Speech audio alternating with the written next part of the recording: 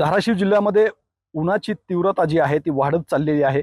सध्या धाराशिव जिल्ह्यामध्ये 41च्या आसपास टेम्परेचर जाताना पाहायला मिळतंय आणि त्यामुळे जिल्ह्यातील धरणं जी आहेत ती झपाट्यानं त्याच्यातली पाणी पातळी कमी होताना आपल्याला पाहायला मिळते।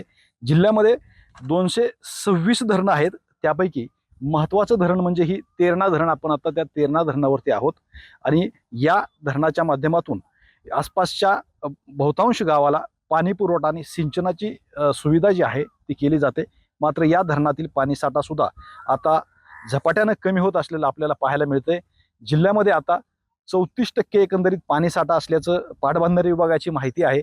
226 धरणापैकी 24 जे प्रकल्प आहेत ते प्रकल्प जोत्याखाली आहेत, तर 80 प्रकल्प जे आहेत त्याच्यामध्ये 25% साठा जे आहे पाणीसाठा शिल्लक आहे। एकंदरीत आणखी 1.5 महिना जे आहे ती कडक उन्हाळ्याचा जाणार आहे आणि उन्हाची तीव्रता दिवसेंदिवस वाढत असल्यामुळे पाण्याचं बाष्पीभवन जे आहे ती मोठ्या प्रमाणात होताना पाहायला मिळतंय।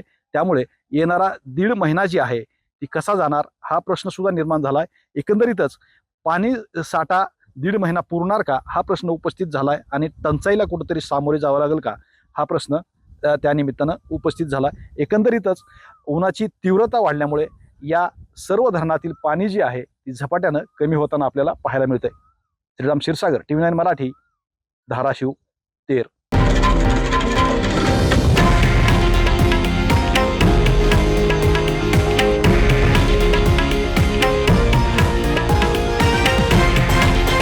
हे आहे देशातील नंबर 1 न्यूज नेटवर्क आणि आपण पाहत आहात TV9 मराठी, एकमेव।